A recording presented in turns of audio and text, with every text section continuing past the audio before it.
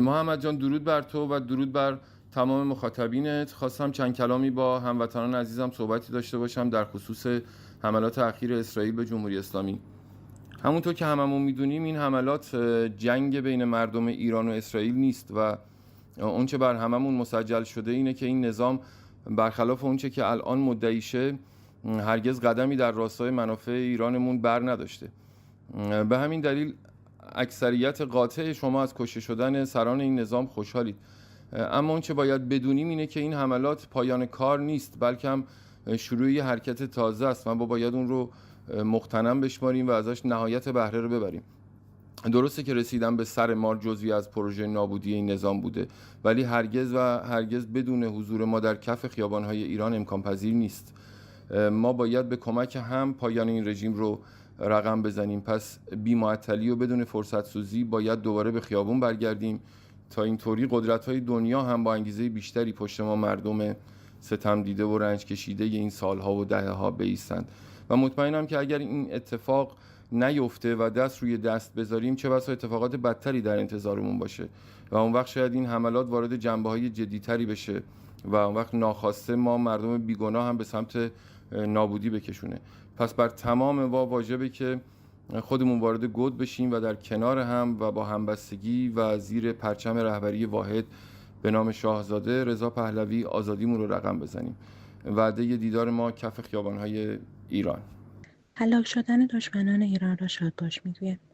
هموطنان شجاع من، گوش به فرمان شاه باشید. به یاد بیاورید که گفته بودند این پنجره فرصت همیشه باز نخواهد بود. حتی کسانی که به اشتباه منتظر حمله اسرائیل بودند دیگر بهانه‌ای ندارند. راه آزادی ما از خیابان می‌گذرد. فقط به کسانی که میشناسید اعتماد کنید و نه هیچ اکانتی در سوشال مدیا. با نزدیکان خود گروه‌های 3 تا 7 نفره تشکیل دهید و به خیابان بیایید. رشادت‌های هم‌میهنان را در انقلاب ملی به نام مهسا به خاطر آورید. قدرت در دستان شماست. و در آخر پیامی برای هم‌میهنانی دارم که از ترس جنگ اسرائیل به دامن بزرگترین دشمن ایران و ایرانی پناه بردند. شاید شما به اندازه ما از جمهوری اسلامی متنفر هستید، اما به 2 دلیل جهتگیری اشتباه دارید. یک، اسرائیل ستیزی به دلیل اسلامگرایی و یا چپول بودن شما. دوم، حماقت و زودباوری. با اینکه آب در آسیاب دشمن می‌ریزید، بدانید قلب من برای شما می‌تپد. اگر ایران را دوست دارید، به جریان میهن پرست بپیوندید و در کنار ضحاکلی سنگر نگیرید. پاینده ایران، جاوید شاه. اول از همه میخوام شادباش بگم کشته شدن قاتلای بچه‌هامون رو. بعدش میخواستم یه نکته رو بگم. بعضیا به ما خورده میگیرن که چرا از شروع شدن جنگ خوشحالیم. ببینین ما هم جنگو دیدیم، ما تو جنگ بزرگ شدیم، نکبت جنگو میشناسیم، ترس از بمبارون و آژیر قرمز رو دیدیم، چشیدیم. مسئله اینجاست که ما دیگه راهی نداریم. ما همه راه‌ها رو امتحان کردیم و ما داریم در برابر یه رژیم تا دندون مسلح که تمام دنیا پشتش وایستادن می‌جنگیم. در برابر یه سری خائن دسیسه کار می‌جنگیم. واقعا این جنگ نابرابر رو ما نمیتونیم هیچ جور دیگه برنده بشیم به جز اینکه یکی از اون بیرون به ما کمک کنه. بله، ما خوشحالیم چون که یک کشور دیگه با ما هم داستان شده، هم سرنوشت شده و میتونه به ما کمک کنه. ما راه دیگه ای نداریم. باید یکی به ما کمک کنه تا این جنگ نابرابر رو ببریم. پس ما خوشحالیم. بله، من حتی اگر که توی این جنگ کشته بشم خوشحالم که مملکتم حداقل از دست این اجنبی ها آزاد میشه و روزی به شکوه خودش باز میگرده. من خوشحالم. پاینده ایران، جاوید شاه. ما خونمون نزدیک پادگان سپاه که زاغه مهماتش دیشب 2 بار بهش حمله شد. یه بار هلوش ساعت 3، یه بار هلوش ساعت 5 صبح. شهرکی که بغل پادگان است، محل زندگی من، شاید باورتون نشه کمتر از 1 ساعت طول نکشید که 85 الی 90% شهرک تخلیه شد. فقط اون چند خانوار تو شهرک موند که اونم یکیش مثل خودم خیالم راحت بود. متاسفانه اینو گفتنش یه ذره دردآوره، اذیت میکنه، ولی حقیقته، باید گفت. خیالم انقدر از نوع حمله اسرائیل راحت بود که میدونستم مردم عادی ضربه یا خطری تهدیدشون نمیکنه. ولی من روی صحبتم با تمام مردم ایرانه، کسایی که دیشب استرس کشیدن، دیشب ترس داشتن، هممون به خیابونا اومدیم، هممون ریختیم تو خیابونا. حالا خیلیا با ماشین رفتن بغل پارک، کوچه، خیابون خوابیدن که یه موقعی اگه حمله ای شد اتفاقی براشون نیفته. هموطن، خواهشی که ازت دارم، الان وقتشه که این ترس، این استرس، این نگرانی تو تبدیل به نفرت از جمهوری اسلامی بکنی و کارو یه سره بکنی. از صبح داریم میشنویم نظام تک تک فرمانده‌های ارشدش رو از دست داده، فرمانده‌های بلند پایش رو دونه دونهشون از صبح داریم میشنویم ترور شدن. از بعد از انقلاب و به قدرت رسیدن تو سال نکبت 57 اینا تو ضعیفترین حالت ممکنن. اگر یک جا وقتش باشه اون وقت همین الانه. هموطن من، خواهش میکنم ازت یه بار برای همیشه این دندون لق رو بکنیم بندازیم دور، با همدلی. یه اختلافی نیست که بعداً نشه حلش کرد. الان وقتشه جونمون و آرامشمون و امنیتمون و وطنمون رو از دست این جانیا پس بگیریم. یک بار برای همیشه همدلی کنیم، دست تو دست همدیگه بذاریم. الان که هممون از ترس جونمون که حمله نکنن ریختیم تو خیابونا، الان وقتش شعار بدیم، الان وقتش تمومش کنیم. این بازی زمانی تموم میشه که ما بخوایم، ما تمومش کنیم. به قول بانو فاطمه سپهری، آرامشمون رو گرفتن، نونمون رو گرفتن ازمون. ملت ایران، خواهش میکنم بیدار شید، بیدار شید و تمومش کنیم، همگی با هم تمومش کنیم. خیالتون راحت، اگر از یک شهر شروع کنه همین جوری دومینووار تمام شهرها نگاه میکنن به اون. فقط کافیه به خودمون باور داشته باشیم. به امید آزادی ایران، پاینده ایران تا ابد جاوید شاه. سلام محمد جان، درود بر بچه های سینما رکس، درود بر همه تحلیلگران ملیگرایی که زحمت میکشن میان حضور دارن در این شرایط حساس و سعی میکنن که بهترین تحلیل ممکن رو ارائه بدن تا بتونیم بهترین واکنش ممکن رو داشته باشیم. یه چند تا مورد هست که خیلی لازم ما در موردش مجدد یه یادآوری و بازبینی بکنیم. یکی این که اصلا الان چرا باید این حمله اتفاق می افتاد. بیاید برگردیم یه مقدار عقب‌تر رو نگاه بکنیم و ببینیم که این جریان دقیقاً چی بوده. توی 7 اکتبر حماس حمله کرد به اسرائیل، کلی آدم کشت. لبنان و حزب الله برای حمایت از حماس وارد جنگ شدن. یمن وارد جنگ شد. بعد از اون هم جمهوری اسلامی که در واقع این گروه ها نیابتی هاش بودن وارد این جنگ کردن کشور رو، وارد این درگیری مسلحانه سنگین کردن کشور رو. و اسرائیل به خاطر نجات مردمش و همچنین برای نجات مردم کل دنیا به نظر من این کار رو اومد انجام داد تا بتونه جلوگیری بکنه از دستیابی به سلاح اتمی. خب اگر ما یک کشور نرمال باشیم و یک کشور استاندارد باشیم، دنبال اهداف ملی خودمون باشیم، دنبال امنیت، آرامش، اقتصاد و شرایط خوب خودمون باشیم، هیچ وقت همچین اتفاقهایی نمیفته.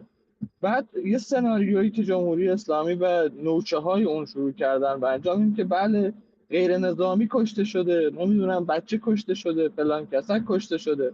من یه سوالی دارم، همون ما داخل ایران که دیگه میدونیم ببخشید توی آپارتمانی یا توی واحدی یا اصلا توی اون خیابونی که سردار سپاه زندگی میکنه، آیا اجازه میدن یه آدم عادی هم زندگی بکنه؟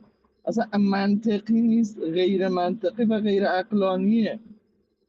رئیس کل سپاه اونجا داشته زندگی میکرده، بعد بیان تو واحد بغلیش یا تو آپارتمان بغلیش بزنن آدم عادی زندگی بکنه؟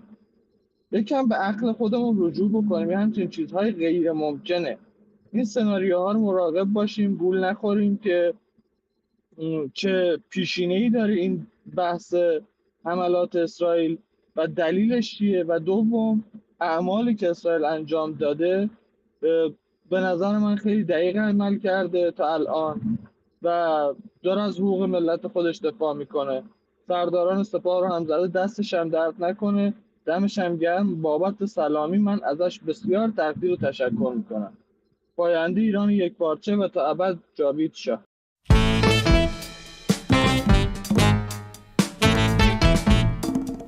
ملت شریف ایران، شنونده و بیننده ویژه برنامه خبرهای فوری مجله تصویری سینمارکس هستید. در طول برنامه با جلال احسانی راد، نوید توبیان از تل آویو، مصطفی رشیدی دکترای ژئوپلیتیک از بریتانیا، جلال هم که از کاناداست و در طول برنامه احتمال داره این بین دیگر تحلیلگران از جمله محمود نازنین به ما ذهنم انقدر درگیره که اسامی بچه‌ها رو فراموش کردم. محمود ابطحی نازنین، سعیدجان قاسمی نژاد، چون منتظرم که اکسپت بکنن، داخل جلسه هستند. در این ساعت‌ها بچه‌های پادشاهی خواه و ملی‌گرا شدیداً تو جلسات هستن، به این خاطر که خبرهایی است که هم میتونه خوشحال کننده باشه، هم میتونه نگران کننده باشه. امیدوارم که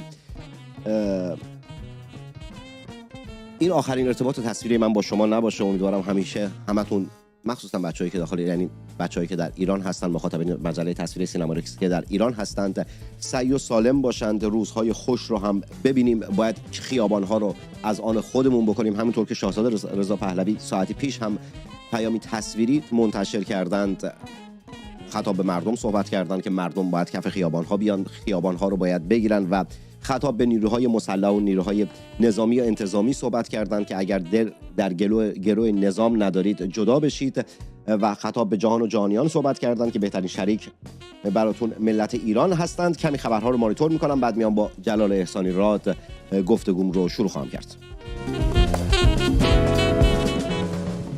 ایرانیانی که خارج از کشور هستید، به این دلیل که بچهای کمیونیتی سینمارکس نیستند الان، به خاطر اینکه وضعیت نت در ایران وحشتناک هست، مدیریت لطفاً با شما باشه. نازی جان کلهر، سارا جان، بچهای دیگه که هستند، لطفاً مدیریت دست خودتون باشه، داشته باشید تا ببینیم بچه‌ها اضافه میتونن به ما اضافه بشن یا نه. بعد جونم واسهتون بگه که ایرانیان خارج از کشور، این پایین سوپر چت تانکس میتونید بزنید، از مجله تصویری سینمارکس حمایت بکنید، یا اینکه ممبر بشید. لینک ممبرشیپ رو پین کردم و میتونید کلیک بکنید و ممبر بشید. حمایت های مالی شماست که سبب بقای مجله تصویری سینمارکس میشه، مخصوصا الانی که باید سینمارکس زنده باشه، پابرجا باشه، و با توجه به اینکه اون آبونه‌ای که برای سیستم ماهواره‌ای که برنامه رو در یوتیوب استریم میکنیم تاریخش داره تموم میشه، هر لحظه احتمال داره تموم بشه، هر امروز، فردا، توی یکی دو روز آینده تموم میشه و هزینه‌اش هزینه بالایی است و من هم شغلی به جز روزنامه نگاری ندارم. حمایت های شما میتونه سبب بقای این مجله تصویری بشه و سبب بشه که بتونم در این بزنگا برنامه ها رو واسهتون ادامه بدم.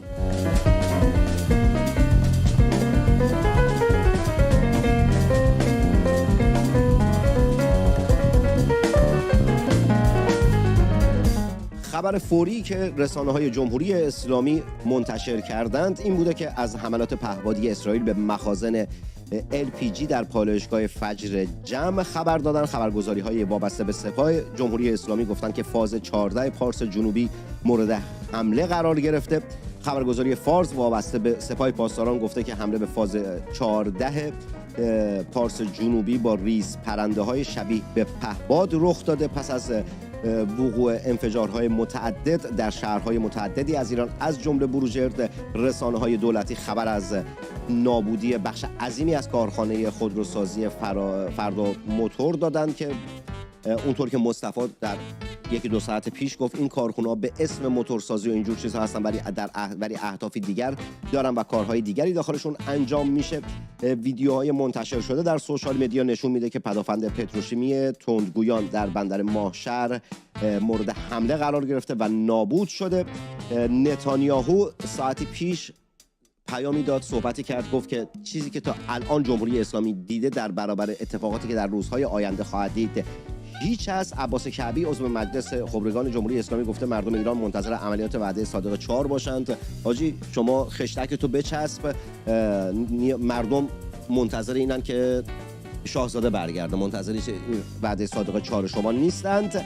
بعد جونم واسهتون بگه که در بندر کنگان استان بوشهر انفجارهای قوی دقایقی پیش رخ داده. نتانیاهو گفته که به زودی جنگنده های اسرائیل را بر فراز آسمان تهران خواهید دید. ما به هر سایت و هر هدفی که ملاها در اون هستن یا حمایت میکنن یا وابسته به اونجاست حمله خواهیم کرد. ساعتی پیش هم ارتش اسرائیل بیانیه‌ای منتشر کرد و گفت که عملاً آسمان ایران در دست ارتش اسرائیل است.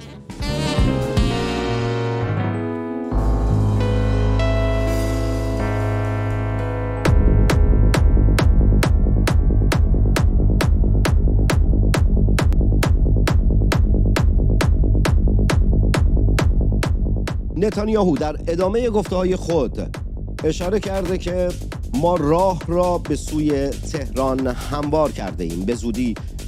به زودی شاهد خواهید بود که جنگنده های اسرائیل نیروی هوایی ما در آسمان تهران چگونه پرواز خواهند کرد. ما به هر هدفی و هر مکانی که متعلق به حکومت آیت الله ها باشد حمله خواهیم کرد و آنچه تا حالا حس کردند در برابر آنچه در روزهای آینده خواهند چشید پیش است.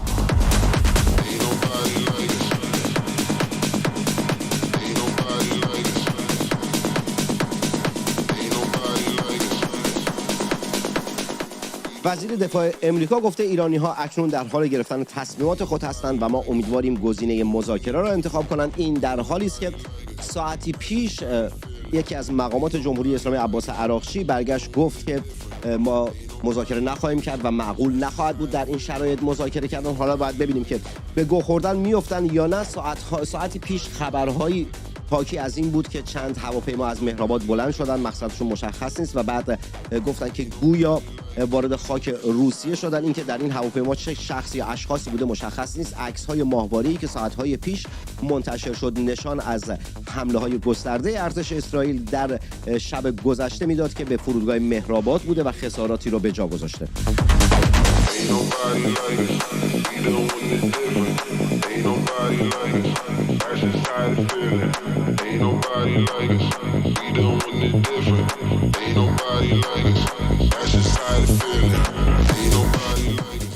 وزیر کشور دولت پوزیده تردد وانتبارها و کامیون‌های اتاقدار بدون مجوز در کشور را ممنوع کرده. علت العللش رو نمیدونم، احتمالاً فکر کردم که مثلا اسرائیل ریز پرنده‌هاش رو اونجا گذاشته. در شبان روز گذشته هم خبرهایی بود که در برخی از شهرهای ایران بسیج ایست و بازرسی گذاشته. فکر کردم دهه 60 هر کدوم از اینا این بازیگر احمقه مال صدا و سیما جمهوری اسلامی است، مهدی هاشمی که تا حالا 60 بار شهید شده داخل فیلم‌های جمهوری اسلامی. هاشمی درون خودشون دارن و عشق دهه 60 و شهادت و اینا دارن، ولی خب خایه رفتن جنگیدن ندارن. آقا الان که دیگه نه سوریه است نه غزه است نه چیزی که بگید رامون نمیدید، الان چیکار میتونید بکنید؟ چه غلطی میتونید بکنید؟ ملت اینها با ما نیستند، اینها بخشی از ما نیستند، اینها مقابل ما ایستادند. هرچه زودتر برای اینکه کمتر کشورمون آسیب ببینه، برای اینکه خطراتی که در ساعت‌ها و روزهای آینده داره تک تک ما رو، من خودم رو از شما جدا نمیدونم واسه همین میگم ما رو تهدید میکنه، کمتر و کمتر بشه، بعد به خیابان‌ها بیایم و خیابان‌ها رو از آن خودمون بکنیم. مراقب شایعه‌ها و اون خبرهای جعلی که جمهوری اسلامی در رسانه‌هاش و واسه سلبریتی‌هاش منتشر میکنه مراقب باشید، فریب نخورید.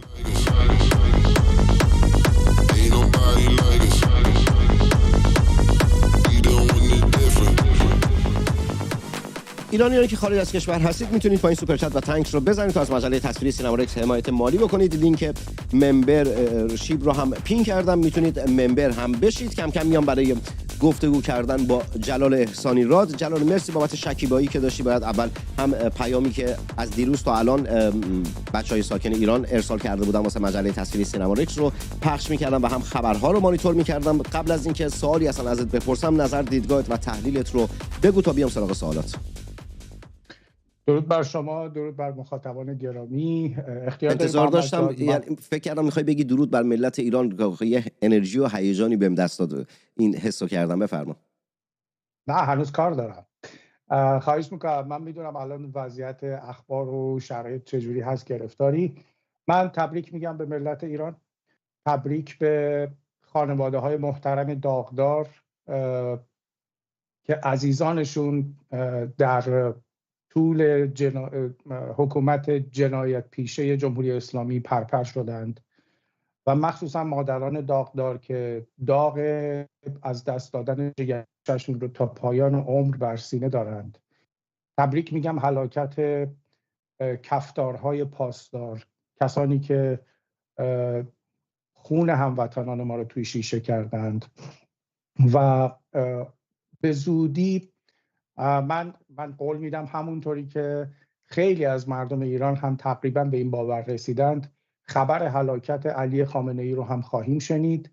اتفاقات بسیار بسیار بزرگی در راهه، باید برای اون روزها آماده باشیم. حالا من در طول صحبتی که با محمد دارم راجع به یه سری مسائلی که اخیراً پیش اومده، مخصوصا این جریان ملیگرایی فیک و دروغگو و شارلاتان، میخوام صحبت کنم که الان سعی میکنن فضای مجازی رو در اختیار بگیرند. ما فریب نخواهیم خورد تا موقعی که کشوری، چه اسرائیل باشه چه آمریکا چه هر کشور دیگه‌ای، تمامیت ارضی ما رو به خطر ننداخته و چشم به مرزهای ما ندوخته و هدفش زدن سران رژیم هست، به همین صراحت و به همین آشکاری و به همین محکمی در کنارش نیستیم. در کنار ارتش اسرائیل هستیم، در کنار نتانیاهو هستیم تا موقعی که جان غیر نظامیان ایران در خطر نیفته. در خصوص ملیگرایی هم اون شارلاتان ها به ما درس ندند.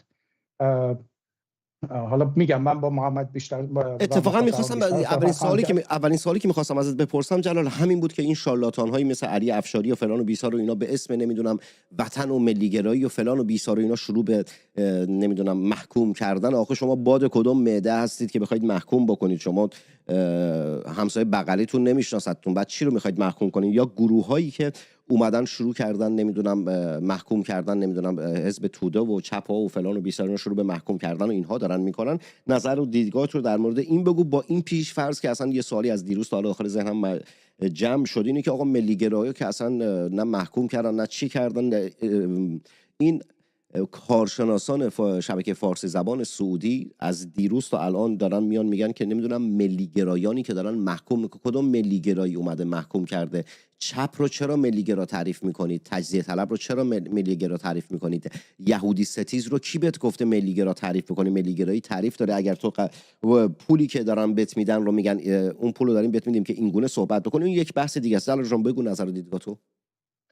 ببینید، کسانی که در کنار شورشگران 57 ایستادند نباید صحبتی از ملیگرایی کنند که خود ذات شورش 57 ماهیت ضد ملی داشت، ضد میهنی داشت. این به کنار. کسانی که یعنی ببینید، ما گویا ملیگرایی باید یه پالایشی بشه در دیدگاه ملیگرایی، یا حماقت هست توش یا شارلاتانیسم. یعنی این عناصر باید پالایش بشه. ببینید، هر موقع آخوندها در معرض ریسک بودن از جانب کشورهای مثل آمریکا، مثل اسرائیل، مثلا در دوران جورج بوش پسر، اون موقع اصلاح طلبها در حاکمیت بودن، سوار بر همین ملیگرایی فیک و شارلاتانیسم شدند و پشت پرده رفتند فوردو و نتنز رو ساختند و خب اون موقع آمریکا احساس میکرد که اگر به ایران حمله‌ای بشه مردم ایران از رژیم حمایت خواهند کرد و شاید مثلا نتیجه بخش نباشه. پشت همین سوء استفاده از همین ملیگرایی فیک و شارلاتانیسم و ملیگرایی کاذب قایم شدند و آنچه که دستاورد داشتند این بود که سپاه پاسداران، سپاه جنایت پیشگان و کفتارهای پاسدار اموال ملت ایران رو غارت کردند، مافیای خودشون رو ساختند، برنامه هسته‌ایشون رو پیش بردند. اما با این حال ببینید نتونستند برای آسمان ایران پدافند ایجاد کنند. آسمان ایران بی‌دفاع‌تر از همیشه بود. گویا ملیگرایی رو این آقایون و این خانم‌ها، که من نمیتونم آقا و خانم بگم، این رجاله ها و لکاته ها، همون رجاله ها و لکاته هایی که صادق هدایت در بوف کور به ما گوشزد کرده بود، اینها صرفاً ملیگرایی رو وقتی برای خودشون تعریف میکنن که آمریکا یا اسرائیل به ایران مثلا حمله نظامی بکنه، به جمهوری اسلامی، همین رجاله ها و لکاته ها موقعی که پاکستان حمله نظامی کرد به ایران و اون کودکان بلوچ رو کشت، خفقان مرگ گرفتن. همین رجاله ها و لکاته ها اون موقعی که طالبان مرزبانان ایرانی رو به اسارت گرفت و تحقیر کرد، سکوت مرگ گرفتن. همین رجاله ها و لکاته ها موقعی که جمهوری اسلامی باعث فرار پزشکان و پرستاران، سرمایه های انسانی ایران از ایران شد، خفقان مرگ گرفته بودند. تنها جایی که اینها میتونن زبان و دهان گشادشون رو باز کنند و نفرت پراکنی کنند موقعی هست که جمهوری اسلامی در خطر سقوط قرار بگیره و اینها میدونند سقوط جمهوری اسلامی معادل با سقوط اینها خواهد بود. ببینید اگر جمهوری اسلامی سقوط کنه و حکومت ملیگرایی در ایران حاکم باشه، اپوزیسیون حکومت ملیگرا چیزی نیست جز دشمن ملیت. در اون صورت اکثریت مردم ایران از بدنه فعلی اپوزیسیونی که الان ما داریم می‌بینیم خارج خواهند شد و جزئی از حاکمیت خواهند شد. حکومت متعلق به خودشون هست. اینها مرگ خودشون رو در مرگ جمهوری اسلامی می‌بینند. اگر ما رسانه آزادی در ایران داشته باشیم، یه رسانه ملی، مردم کجا به ایران اینترنشنال و BBC فارسی مراجعه خواهند کرد؟ مردم کجا به رسانه‌های چپ مراجعه خواهند کرد؟ حیات اینها و زیست اینها کلاً وابسته به زیست جمهوری اسلامی هست و یک حیات انگلی دارند. فریب نخورید هموطن عزیز، ما خیلی اصلا حضور ما در اینجا به خاطر ارق ما به ایران هست. در صورتی که ببینید من خودم میگم اگر یکی از همسایه‌های ایران تعدی به مرز ایران بکنه به عنوان اینکه مثلا بخواد ایران تجزیه بشه، بخشی از ایران جدا بشه، بنده خودم اینو توی فضای مجازی هم اعلام کرده بودم، زن و فرزندم رو رها خواهم کرد و به ایران خواهم رفت برای دفاع از وطن. ضرباتی که اسرائیل داره به جمهوری اسلامی میزنه کاملا در راستای منافع ملی ما هست. در کنار ارتش اسرائیل تا موقعی که اخلاقیات رو رعایت کنه خواهیم ایستاد و وطنمون رو پس خواهیم گرفت و اتحاد استراتژیکی با ملت اسرائیل خواهیم داشت تا موقعی که منافع ملی ایران لحاظ بشه. در خدمت هستم محمد جان. قربونت جلال، بذار یه دو تا خبر فوری اومده، دو تا خبر فوری رو بگم بعد سوالم رو ازت بپرسم. رسانه‌های جمهوری اسلامی خبر دادن که پدافند بوشهر برای مقابله با پرتابه‌های اسرائیل فعال شده. وزیر خارجه عمان گفته که گفتگوهای هسته‌ای ایران و امریکا که قرار بود یک شنبه برگزار بشه کاملا لغو شده. اون صحبتی که عراقچی کرده بود که گفته بود که نمیریم و اینها، باید منتظر باشیم ببینیم که تا دقایق دیگه یا ساعت‌های دیگه دونالد ترامپ چه واکنشی نشون خواهد داد. یکی از مقامات اسرائیلی در گفتگو با آکسیوس گفته که امریکا میتونه به این عملیات بپیونده. ترامپ در گفتگویی که با بنیامین نتانیاهو در روزهای منتهی به آغاز جنگ داشته پیشنهاد داده بوده که در صورت لزوم خودش وارد عمل خواهد شد و رسانه‌های ایران قضیه پالایشگاه فجر رو دارن همینجوری خبرش رو کار میکنن، گویا که شدت حملات و انفجارها در پالایشگاه فجر خیلی زیاد بوده. فکر میکنم در چیز در حد نابودی بوده باشه. بعد وایسیم ببینیم خبرها چگونه میاد. تصور میکنی که الان با توجه به اینکه خب دیگه جمهوری اسلامی آب پاکی رو ریخته، اون دیروز ترامپ هم یه صحبتی کرد، حالا نمیدونم میخواسته که با توجه به اینکه خب در هفته‌های گذشته مدام با یکدیگر صحبت کردیم در مورد اینکه شکافی بین ترامپ و نتانیاهو ایجاد شده، بعد دیدیم که نه تاکتیکشون بوده، اصلا ترامپ از اول در جریان بوده، هرچند که یکی از مقامات امریکا سفید رد کرده این قضیه رو که نمیدونم استراتژی بوده و فلان و بیسان، ولی خب قاعدتا خود ترامپ اومد گفت در جریان بودم و اینجور مسائل. مشخص نیست حرفی که دیروز ترامپ زده آیا باز استراتژی بوده که در دهن جمهوری اسلامی چیزی بذاره. اومد گفت که مقامات جمهوری اسلامی دارن تماس میگیرن و خواهان مذاکره هستن. الان که دیگه گفتن مذاکره نیست، فکر میکنی که از این لحظه به بعد ترامپ خودش رهبری جنگ رو بر عهده خواهد گرفت و تا ساعاتی دیگه با توجه به اینکه پدافند هوایی دیگه در ایران وجود نداره، جمهوری اسلامی عملاً هیچ چیز دیگه نداره، شاهد حضور بی‌دعا داخل آسمان ایران خواهیم بود یا نه؟ من احساس میکنم که ببین اون که در سطح ترامپ و نتانیاهو در چه سطحی با هم هماهنگی داشتن، ببین ما با اون چه که به شکل واقعی و رئال داده ها رو میبینیم میتونیم قضاوت کنیم. اینکه پشت صحنه مثلا مسائل پیچیده تری بوده، من خودم در مورد این موضوع با قطعیت نمیتونم صحبت کنم، اما بعید میدونم که انقدر مثلا بخوان پیچیده بازی کنن. اگر اینجوری پیچیده بازی کرده باشن، خب دیپلمات های جمهوری اسلامی و اون نیروهای امنیتی جمهوری اسلامی هم فریب خوردن و بازی جالبی بوده. اما من خودم خیلی احتمال این رو بالا نمیدونم. به هر حال ترامپ در مورد روسیه و اوکراین و در مورد غزه هم همین دیدگاه رو داشت که حالا موفق نبود و چون در مورد ایران دید که طرحش با موفقیت انجام نمیشه چراغ سبز رو داد به نتانیاهو.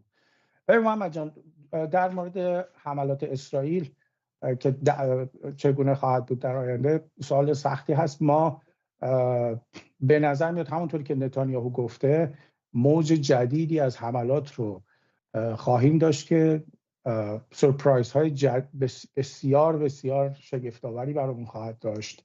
من باز هم میگم هلاکت خامنه‌ای خبری هست که به زودی خواهیم شنید به احتمال بسیار بسیار بالا و موضوع این هست چه بی توها بیان چه نیان بدنه فرماندهی ارشد سپاه پاسداران منقطع شده از رأسش.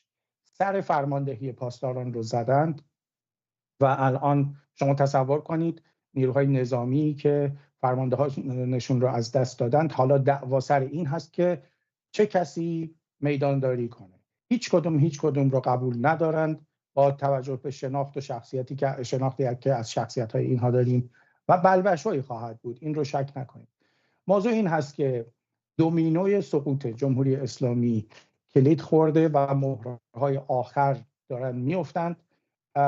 موضوع مهمتر این هست که این سوال مهمی هست که باید از خودمون بپرسیم: آیا ما آمادگی ذهنی برای سقوط جمهوری اسلامی رو داریم یا نه؟ اتفاقا سوالی که جلال میخواستم بپرسم دقیقا همین بود که الان اپوزیسیون ملی به رهبری شاهزاده رضا پهلوی آمادگی این رو داره یا نه؟ چون میدونم از پریشب تا الان مدام جلساتی بوده، صحبت‌هایی بوده، رایزنی‌هایی بوده، گفتگوهای متعددی بوده. خیلی سخت خودم تونستم خیلی از بچه‌ها رو پیدا بکنم که اصلا نتونستم که باشون گفتگو بکنم، مدام در جلسه هستن و اینجور مسائل. الان اپوزیسیون ملی، احزاب، فعالین سیاسی ملی و ملیگرا، حالا اون افراد فیک و نمیدونم که اونایی که دنبال عکس یادگاری و فلان و بیسار هستن، به اونا کاری ندارم. آیا واقعا الان آمادگی این رو داریم یا نداریم؟ ببین، توی سطح سیاسی اپوزیسیون ملیگرا که رهبری شاهزاده رضا پهلوی هست کاملا آمادگی برقراره. تو سطح میدانی در داخل ایران که بچهای میدانی ابتکار عمل رو در سطح عملیاتی در دست بگیرن آمادگی وجود داره. اون سطح میانی که ارتباط برقرار کنه بین سطح سیاسی و سطح عملیاتی که میشه مثلا سطح تاکتیکال یا به نوعی حتی بین تاکتیک و استراتژی قرار میگیره، اون در حال شکل گیری هست و البته شکل گرفته تا حدی پشت پرده.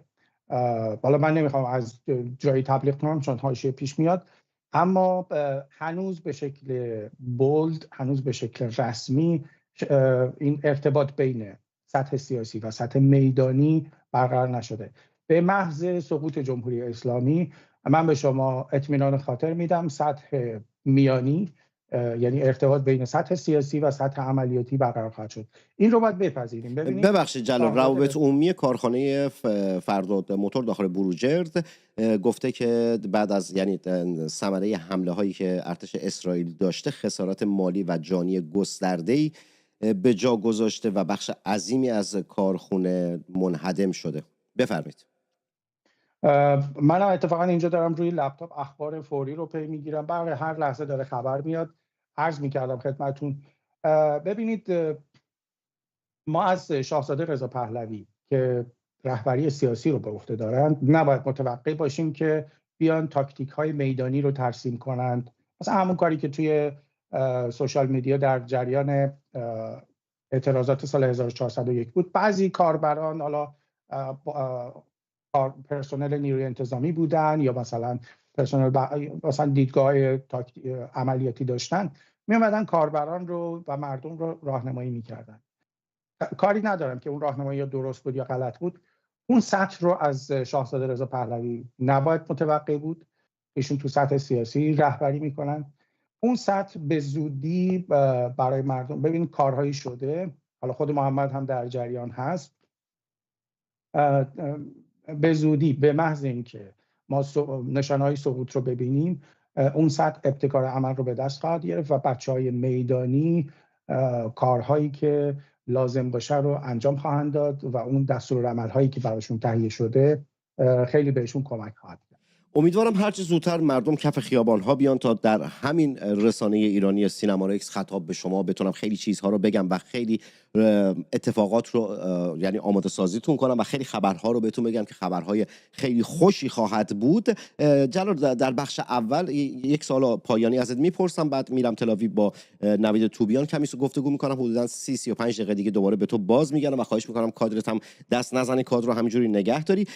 رسانه‌های جمهوری اسلامی دو تا کار رو الان خیلی دارن انجام میدن، نه تنها رسانه‌های جمهوری اسلامی بلکه آدم‌هایی که بیرون دارن، سلبریتی‌های سینمایی و ورزشی و اینهایی که وابسته به سیستم امنیتی جمهوری اسلامی هستن، یک دارن عادی سازی میکنن، دو نمیدونم نه من غریبم بازی در میارن، عکس‌هایی که اصلا مشخص نیست کی گرفته شده، یه عروسکی که کف خیابون داخل یک خرابه هست، اوه وطن، اوه ایران، فلان و بیسار و اینها. و جمهوری اسلامی گفته از فردا، یعنی فردا که مردم خیلی عادی بعد سر کاراشون برن، ادارات باز هست، مدارس امتحاناشون برگزار میشه، امتحانات نهایی که داره انجام میشه و اینا. عملا جون هیچ کس واسه جمهوری اسلامی اهمیت نداره. به جای اینکه الان بیاد نمیدونم سنگرسازی بکنه یا اینکه آموزش بده که مردم در صورت حمله های گسترده بعد چه کارهایی انجام بدن، چه کار بکنن، کجا برن، کجا پناه بگیرن و اینها، به دنبال عادی سازی است و به دنبال اینه که از مردم به عنوان سپر انسانی استفاده بکنه و این خیلی وحشتناکه. نظرت و دیدگاهت در این مورد چیه؟ بگو تا بعد این صحبت رو میشنوم، بعد میرم تل آویو با نوید توبیان گفتگو خواهم کرد، دوباره باز میگردم با جلال برنامه رو ادامه میدم. ببین محمد، جمهوری اسلامی تاکتیک همیشگیش عادی سازی بوده.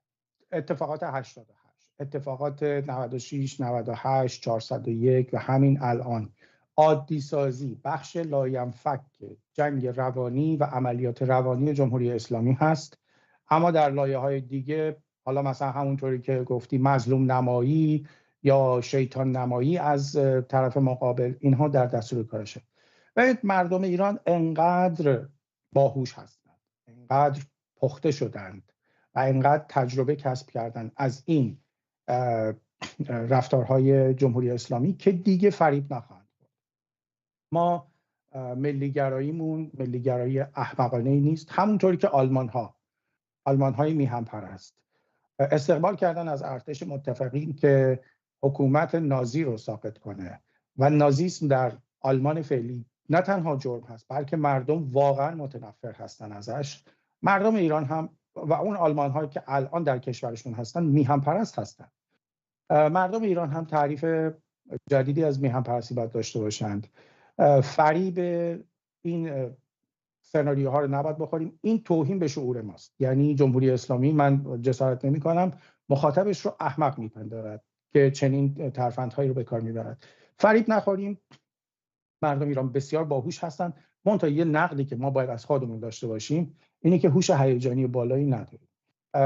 هر چقدر هم شما آیکیو بالایی داشته باشید، اگر هوش هیجانی پایینی داشته باشید، در مواقعی در بزنگاه‌های خاصی ممکنه اشتباهات عجیب و غریبی مرتکب. آیکیو اصلا ملاک نیست. ببینید ما کسایی داریم که سطح بالای تحصیلات دارند اما تحت تاثیر احساسات ممکنه حرکات غیر عقلایی بکنن.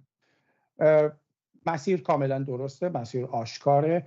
اسرائیل داره از خودش دفاع میکنه. منتی بر گردن ایران نیست. ما سالها هست که داریم با این رژیم میجنگیم و غربی ها و اسرائیلی ها اتفاقا دیر وارد شدند. میتونست این سقوط رژیم خیلی زودتر اتفاق بیفته با عدم مشروعیت بخشی به دیپلمات های این رژیم در سطح بین المللی و نیازی به این جهان هم. در خدمتت هستم. قربونت. حدوداً 35 تا 40 دقیقه دیگه باز میگردم به جلال تا دقایق دیگر. جلال، صحبت پایانی در بخش اول نداری؟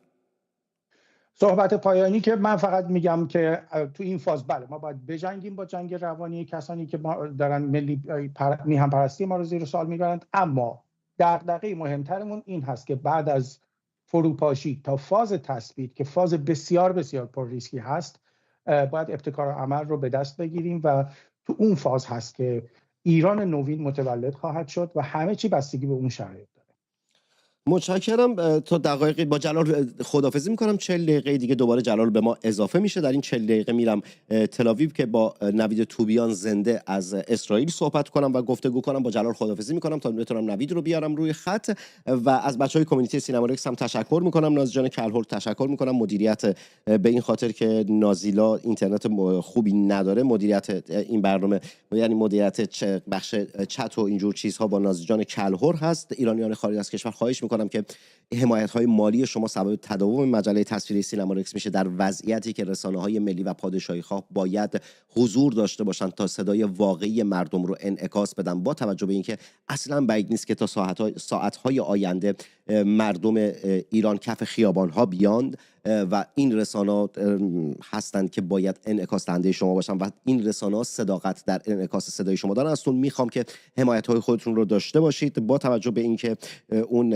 آبونه اون سیستم ماهواره‌ای هم که داریم برنامه رو باش استریم میکنم در یوتیوب داره تموم میشه و اگر امروز یا فردا تموم بشه عملا مجله تصویری سینما رکس فعلا دیگه نمیتونه کار بکنه.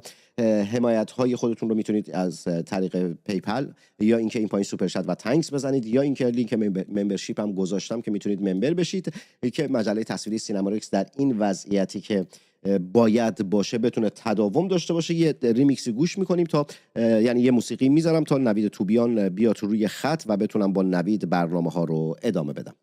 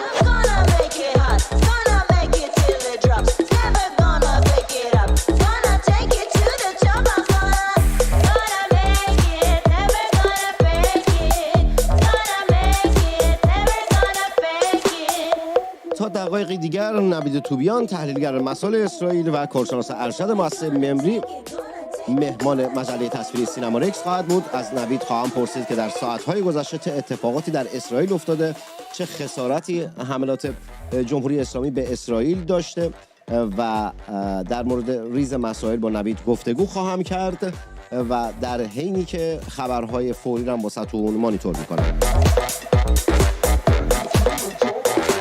بچه‌های کامیونیتی سینما رکس در چت ازتون میخوام که فعال باشید، کامنت هاتون زیاد باشه که بتونیم در الگوریتم یوتیوب باقی بمونیم. ایرانیان خارج از کشور امیدوارم که حمایت های خودتون رو نگه دارید. حمایت های مالی شما سبب بقای مجله تصویری سینما رکس بشه.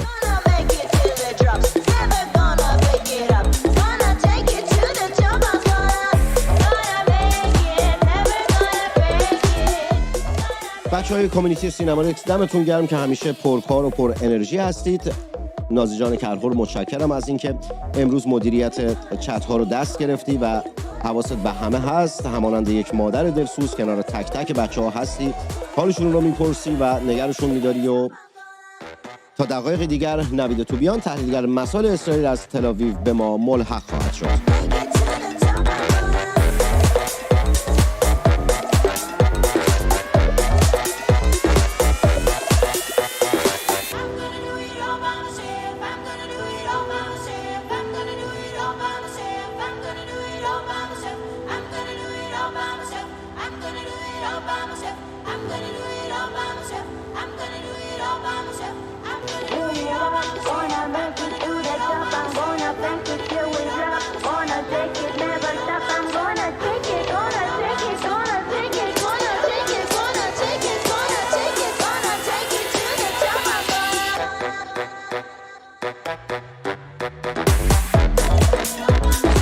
میشل سوپر چت زد، متشکرم میشل جان. امیدوارم اسمتون رو درست خونده باشم چون یکم مانیتور فاصله داره از چشمای منم که خسته است.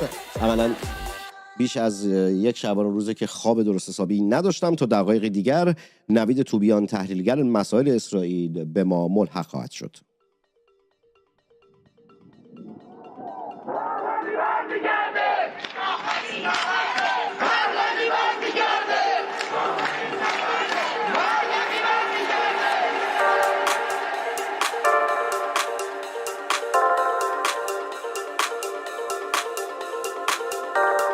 ما به شما نوید و وعده تمدن بزرگ با جزئیاتش به شما میدیم و دیگران فکر میکنم که به شما وعده وحشت بزرگ بدم، باز مقایسهش با ملت ایران.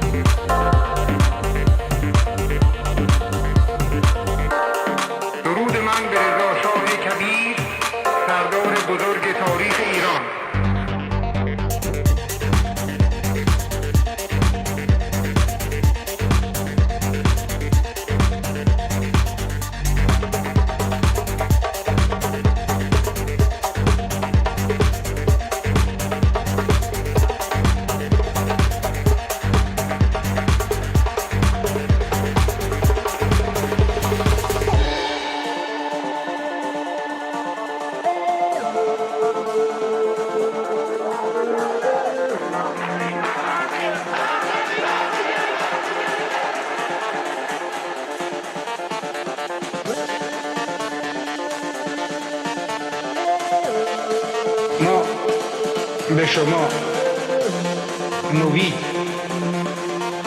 و وعده تمدن بزرگ با جزئیاتش به شما میدیم و دیگران فکر میکنم که به شما وعده وحشت بزرگ بدهم، باز مقایسهش با ملت ایران.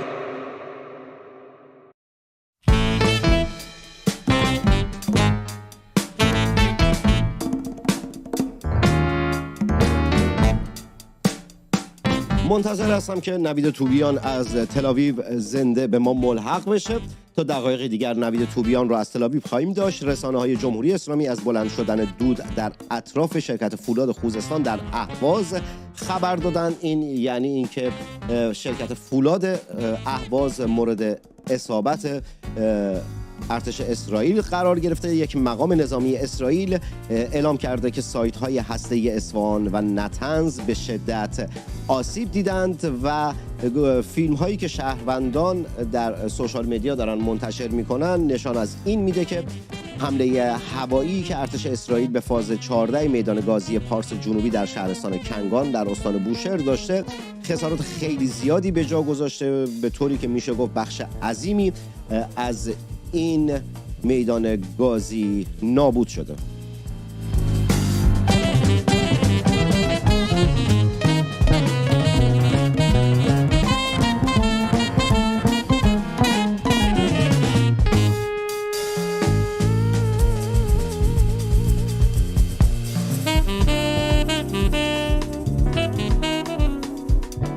تا دقایق دیگر نوید توبیان تحلیلگر مسائل اسرائیل از تل‌آویو به ما ملحق میشه. تو این فاصله خدمتتون عرض کنم که لایک کنید، کامنت بذارید، سوپر چت بزنید. سوپر چت های شما سبب بقای مجله تصویری سینما رکس میشه.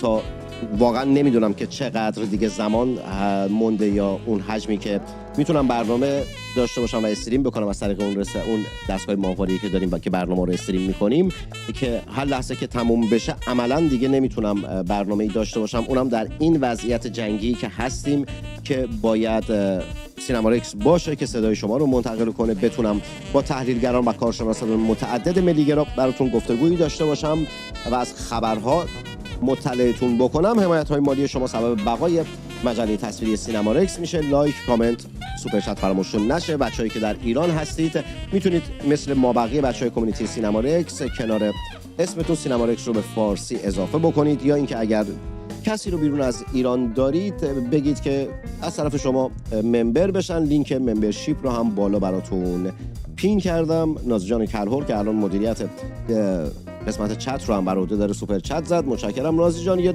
تشکر دوبل هم به خاطر اینکه داری مدیریت میکنی، هم به این خاطر که سوپر چت زدی.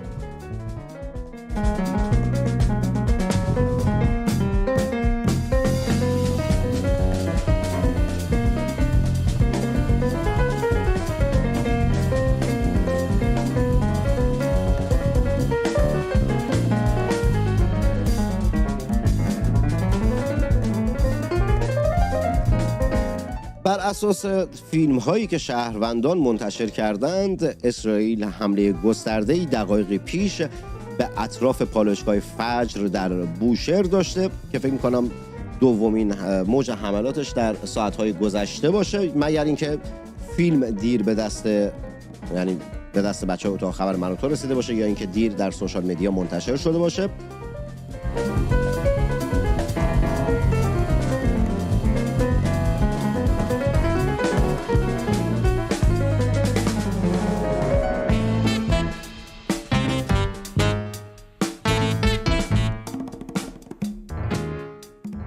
هما سوپر چت زد. متشکرم هما جان. امیدوارم ما بقیه ایرانیانی هم که خارج از کشور هستن حمایت‌های خودشون رو نگه دارن. از مجله تصویری سینمارکس خبرگزاری فارس وابسته به سپاه پاسداران ساعتی پیش از حمله مجدد به پایگاه هوایی نوژه خبر داده. گفته که مورد حمله موشکی قرار گرفته. همچنان منتظر هستم که نوید به ما ملحق بشه. تماس گرفتم، گفت الان کانکت میشم. از صبح نوید کانال 12 اسرائیل بوده، روز سختی اونم پشت سر گذاشته. دیشبم که تا دیر وقت در برنامه با ما بود. بعد خبرها رو واسه مانیتور میکنم تا نوید توبیان از تل‌آویو به ما ملحق بشه. خبرگزاری فارس دقایق پیش خبر داد که فاز 14 پارس جنوبی مورد حمله قرار گرفته. این حمله به واسطه ریز پرنده های شبیه به پهباد بودند. دستیار رئیس جمهور روسیه گفته که پوتین به ترامپ گفته که عملیات نظامی اسرائیل علیه ایران رو محکوم میکنه، که حالا به چپ ترامپ هم نیست، ترامپ خودش در جریان هست. انتظاری بیش از این از روسیه و چین هم که نمیشه داشت. مسعود پوزیده با اردوغان تماس تلفنی داشته. در ساعت‌های گذشته حمله‌های متعددی در نقاط مختلف ایران به مواضع جمهوری اسلامی شده. نتانیاهو در سخنانی که چند ساعت پیش بودن، 1 ساعت پیش داشته، گفته به زودی جنگنده‌های اسرائیل را بر فراز آسمان تهران خواهید دید. ما به هر سایت و به هر هدفی که حکومت آیت الله ها در آنجا مستقر باشن و نفعی داشته باشن حمله خواهیم کرد. در ادامه گفته ما راه را به سوی تهران هموار کرده ایم. به زودی شاهد خواهید بود که جنگنده های اسرائیلی نیروی هوایی ما در آسمان تهران پرواز خواهند کرد. میرم پیامی که ساعتی پیش شاهزاده رضا پهلوی خطاب به ملت ایران، نیروهای مسلح و جهان در سوشال مدیا خودشون منتشر کردن رو واسهتون میذارم تا نوید توبیان به ما ملحق بشه. هم میهنانم جمهوری اسلامی و رهبران نالایق و جنایتکارش ایران ما را به جنگ کشاندند و مسئول و مقصر اصلی وضعیت کنونی هستند. این رژیم پس از دهه‌ها فساد و بیکفایتی و زورگویی در شکننده ترین و ضعیفترین وضعیت خود قرار گرفته است. اما شکستن نهایی آن تنها به دست پرقدرت ملت بزرگ ایران ممکن است. ایران متعلق به شماست و بازپسگیریش نیز در دستان شماست.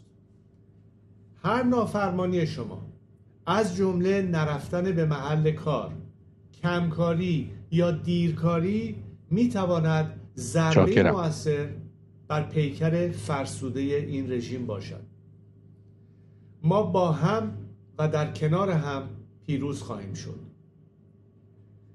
به نیروهای نظامی، انتظامی و امنیتی میگویم از این رژیم جدا شوید و به مردم بپیوندید.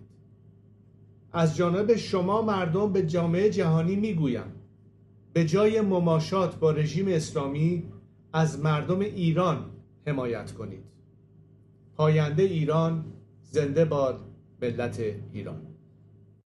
پیام شاهزاده رضا پهلوی بود که ساعتی پیش در سوشال مدیای خودشون منتشر کردن. نوید توبیان از تل‌آویو به ما ملحق شد.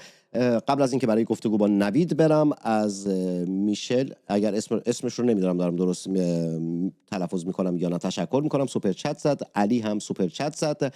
دم جفتتون گرم. امیدوارم حمایت هاتون رو از مجله تصویری سینمارکس بیشتر و بیشتر بکنید که این روزها برای بقا نیاز به حمایت های مالی شما ایرانیان داره مجله تصویری سینمارکس. میرم تل آویو برای گفتگو کردن با نوید توبیان. نوید، اول میدونم روز خسته کننده داشتی، از صبح هم کانال 12 اسرائیل بودی. اگه یه مقداری از کادر بیای این طرف کادر که بیای سمت مخالف پنجره ممنونت میشم. یه کوچولو آره متشکرم، سپاسگزارم. نوید، میدونم روز خسته کننده داشتی، از صبح کانال 12 بودی، دیشب هم که تا دیر وقت مجله تصویری سینمارکس بودید. یه توضیح بده دیشب تا جمهوری اسلامی حملاتی که به اسرائیل کرده چه خسارتی رو داشته، کسی تلفات جانی داشته یا نه، یا فقط تلفات در حد همون تلفات نمیدونم مجروح شدن و اینجور مسائل بوده؟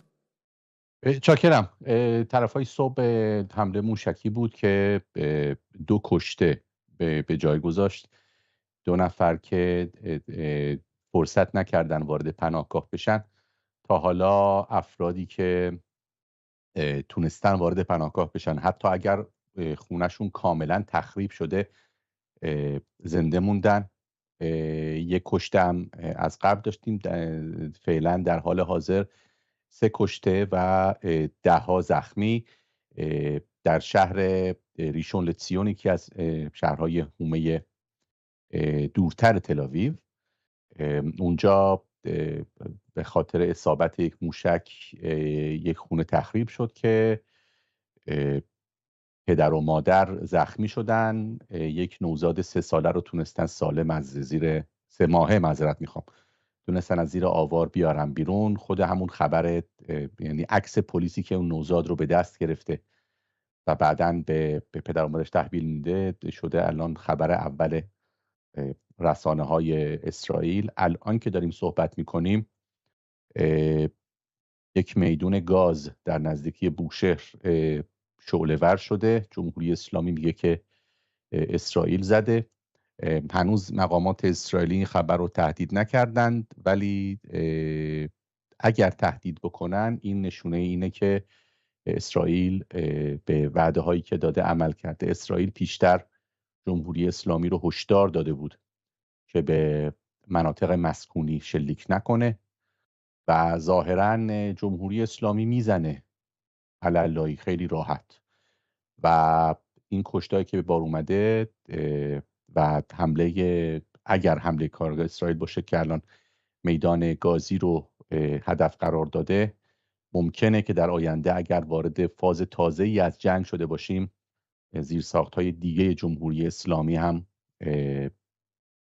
هدف قرار بگیره. نوید، فاز 14 پارس جنوبی یکی از مهمترین چیزهای جمهوری اسلامی، یکی از مهمترین پالایشگاه و اون مراکز گازی جمهوری اسلامی هست. بعید میدونم خودشون این کار رو کرده باشن، چون که خبرگزاری وابسته به جمهوری اسلامی هم خبر دادن که در پی آتش‌سوزی در یکی از واحدهای چهارگانه فاز 14 پارس جنوبی تولید 12 میلیون متر مکعب گاز از سکوی فاز 14 پارس جنوبی متوقف شده و گفتن حمله به واسطه چیزهای شبیه به ریز پرنده ها بودند که این اتفاق افتاده. بعید میدونم که کار خود جمهوری اسلامی بوده باشه، چون یکی از اون شاهراه‌های اقتصادی جمهوری اسلامی هست و اونقدر احمق نیست که بیاد همچین کاری رو انجام بده. اون اسمی هم که گفتم احتمالاً سوپر چت 2 بار زد تشکر کرده بودم، نازجان کرهال واسم داخل واتساپ فرستاده، میشل الهی آهی هست. تشکر میکنم. الان مهرداد هم سوپر چت زد، تشکر میکنم. حمایت های شما سبب بقای مجله تصویری سینمارکس میشه. بعد ما بقیه بچه‌ها هم که در سوپر چت اگر زدن از نازجان ممنون میشم داخل سوپر چت داخل واتساپ دوباره واسه من بنویسه. نوید، در ساعت‌های گذشته نتانیاهو یک پیام خیلی محکمی رو داد، اونم این بود که گفت که اولا که ساعت‌های گذشته ارتش اسرائیل اعلام کرد که آسمان ایران عملاً دیگه در اختیار اسرائیل و جت ها هم حتی دیگه میتونن در آسمان ایران پرواز بکنند، جت های اسرائیلی. ولی نتانیاهو صحبت هایی که کرده گفته به زودی جنگنده های اسرائیل رو بر فراز آسمان تهران خواهید دید و ما به هر سایت و به هر هدفی از حکومت آیت الله ها حمله خواهیم کرد. ما راه را به سوی تهران هموار کرده ایم. در ساعت های گذشته هم که وزیر یکی از وزرای کابینه نتانیاهو گفته بود که اگر همون چیزی که خودت گفته بود که اگر جمهوری اسلامی به مناطق غیر نظامی حمله کنه ما تهران رو با خاکستر یکی خواهیم کرد، تهران رو خواهیم سوزاند. چقدر فکر میکنی که این کار رو عملی بکنن با توجه به اینکه از صبح تا الان شدت حمله ها در تهران خیلی زیاد بوده؟ عملا میتونیم بگیم تهران در چند قدمی سقوط قرار داره، کافی است که مردم فقط کف خیابان ها بیاند.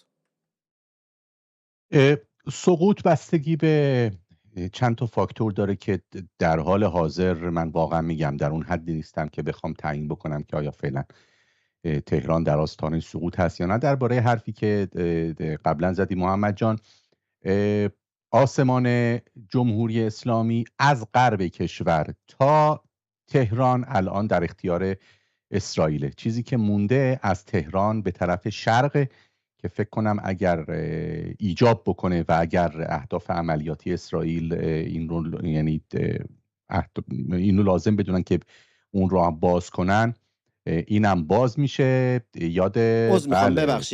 ببخشید نوید، نتانیاهو دقایقی پیش در پیامی گفته که نشانه‌هایی در دست داریم که رهبران ارشد ایران در حال جمع کردن وسایل خود هستند. این چه معنی میتونه داشته باشه؟ به معنی فرار سید علی خامنه‌ای و دار و دستش هست، یا اینکه تصور میکنی وقتی که میگن که نشانه‌هایی در دست داریم که دارن وسیله جمع میکنند، فکر میکنی که قبل از اینکه بتونن فرار بکنند اسرائیل به هلاکت میرسونتشون یا نه؟ من واقعا میخوام بدونم ارزن بخوان برن کجا میخوان برن. لبنان که دیگه جایی ندارن. دولت لبنان علنا حزب الله رو هشدار داده بهش که ما لبنان همچنان در این نظام میخواد بی‌طرف بمونه. معذرت میخوام شکر زیادی نخورید. سوریه هم که دیگه قربونش برم الان دیگه دست احمد و شرع. کجا میخوان برن؟ بورکینافاسو؟ نمیدونم، واقعا نمیدونم. میخوان برن قله کلیمانجارو، ناف آفریقا، اونجا کجا دارن برن؟ من واقعا برام مونده کدوم کشور عاقلی حاضر میشه به اینا پناهندگی بده اگه بخوان برن. فکرشو بکن. خوشحال میشم اگه دوستانی که الان با ما حضور دارن، حالا چه به شکل پیام یا واتساپ به خودت مستقیم بگن کجا داره جمهوری اسلامی که بره.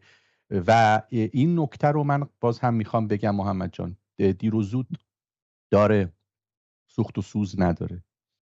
نوید، دقایق پیش سخنگوی ارتش اسرائیل در خبری فوری اعلام کرده که راه رسیدن به پایتخت ایران هموار شده است. ما آزادی عمل هوایی از غرب ایران تا تهران را به دست آورده ایم. عملاً حرفی که قبلا زدم درسته. این حرف دقیقاً یعنی اینکه عملاً پدافند هوایی جمهوری اسلامی تمام شد، دیگه هیچی وجود نداره. الان فقط کافی است که مردم در راستای صحبتی که شاهزاده رضا پهلوی کرد کف خیابان ها بیان و کار رو تموم بکنند.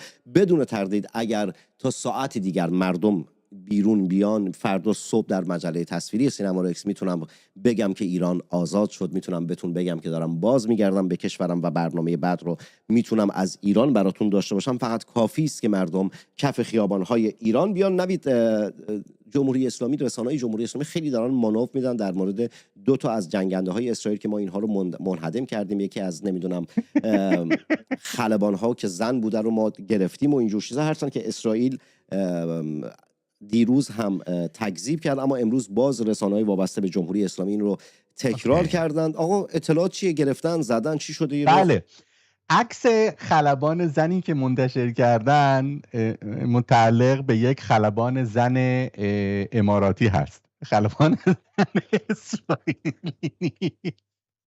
و اون عکس هواپیمای اسرائیلی هم که منتشر کردن یک رسانه نزدیک به دولت چین خبر داده که عکس فیکه، چون اون بالای دم هواپیما که بالای اون نازل جته تو اون عکسی که جمهوری اسلامی منتشر کرده برعکسه.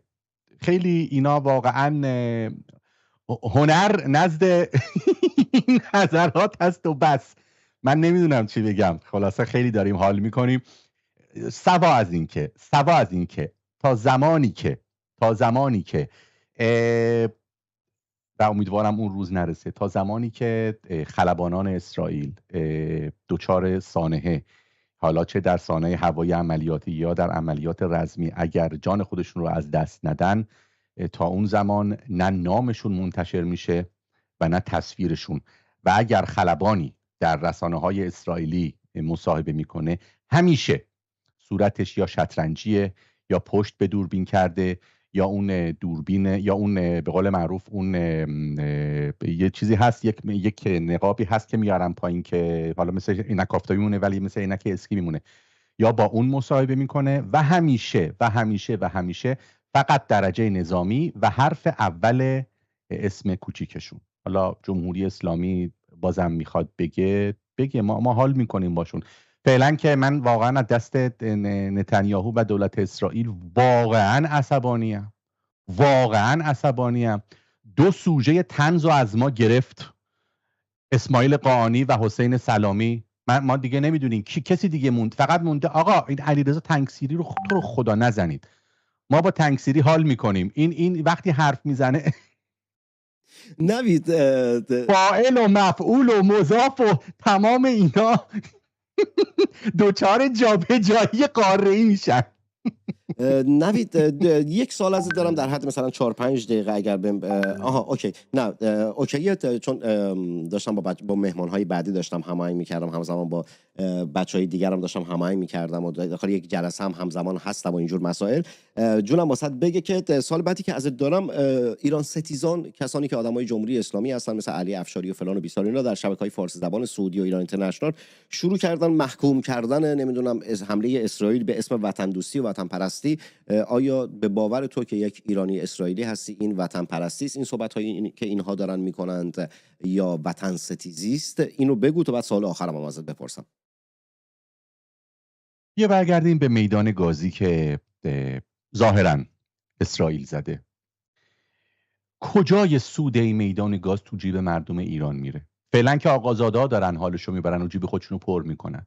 این مافیای نفتی که پسر شمخانی، حالا چیز الله علیه که فعلا دیگه با ما نیست، آقای علی آقا، یادت گفته بود بلق و ما بلق، یعنی ما هرچی کشتیم بیشترم میکشیم واسه اون اغتشاشگرایان. این فکر کنم حالا شاید بعداً معلوم شده که این هدیه دولت اسرائیل به مردم ایران بوده به نام دونالد ترامپ که دیروز تولدش بوده یا امروز. جمهوری اسلامی با این فرمان، حالا اشاره میکنم به حرفت، ولی جمهوری اسلامی با این فرمان پیش بره، اگه فقط یک حماقت دیگه بکنه و تهدیدی رو که کرده که پایگاه‌های آمریکا رو هدف فقط من منتظرم این کارو بکنه.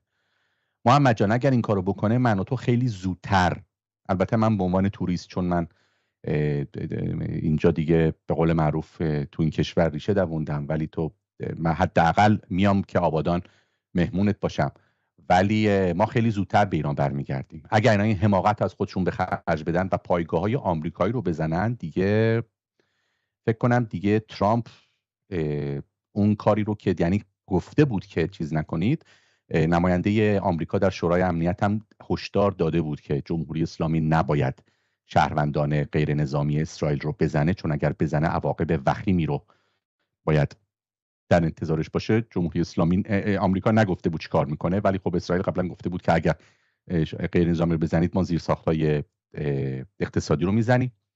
شاید این اولینشه. درباره وطن ستیزی من خیلی برام جالب، من قبلا هم درباره، من الان به عنوان کارشناس ممری نمیگم، به عنوان یک فرد آزاد و مستقل میگم، نمیخوام اینجا ممری رو درگیر بکنم. اتفاقا امروز صبح بهم زنگ زدن از انستیتو ممری، محمد جان از این به بعد من یک تحلیلگر مستقل هستم، یعنی اینکه در ممری کار میکنم ولی اینکه بهم گفتن دیگه وارد ما رو وارد ممری نکن، با اینکه نظرات در ممری زیاده ولی خب رئیس ممری میخواد که من دیگه به عنوان یک فرد مستقل مصاحبه بکنم. خیلی عالی، برای من فقط رسوندن پیام مهمه. اینکه تعلق به چه نهادی دارم یا ندارم برای من هیچ اهمیتی نداره در حال حاضر و در وضعیت کنونی. آقا اومدن تو سینما رکس در این نشه بیکار بشید. نه اصلا اون بیشتر منظورش رسانه‌های اسرائیلی بود، ولی خب حالا ما چی میگن، کار از محکم کاری اب نمیکنه. آقا نوید توبیان، شهروند ایرانی اسرائیلی ساکن تل‌آویو، تحلیلگر مسائل ایران و اسرائیل، خیلی راحت حالم میکنم با این تایتل.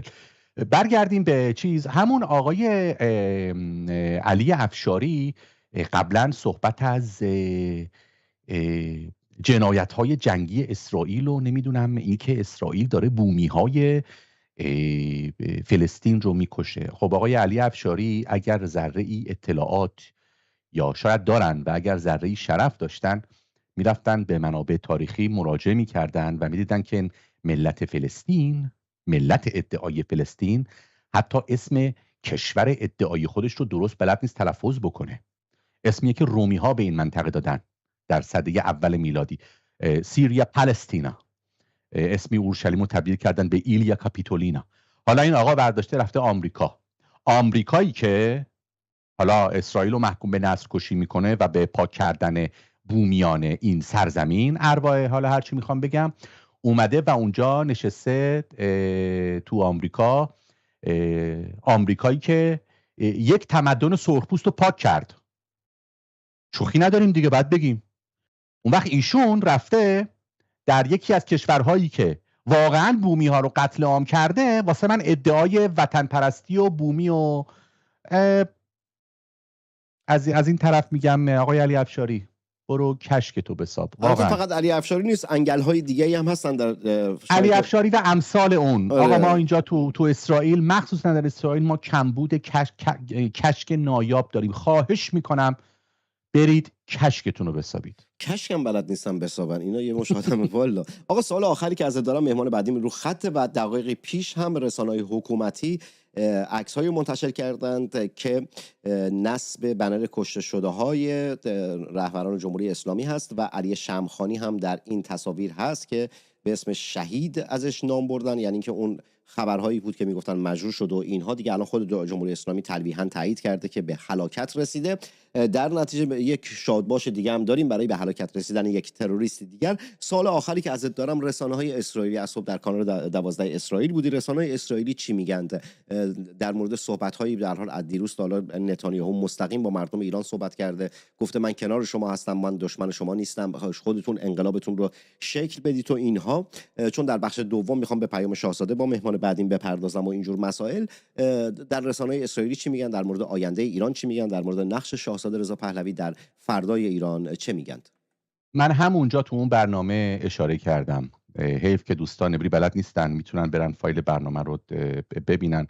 من اشاره کردم به اظهاراتی که آخرین سفیر ایران شاهنشاهی در پاریس منتشر کرده بود چندین سال پیش در مجله‌ای به نام رنگارنگ چاپ لندن و گفته بود که انقلاب اسلامی زمانی قطعی شد که حکومت شاهنشاهی مشروعیت بین المللی خودش رو از دست داده بود. به چه معنا؟ چه جور مشروعیت بین المللی خودش از دست داده بود؟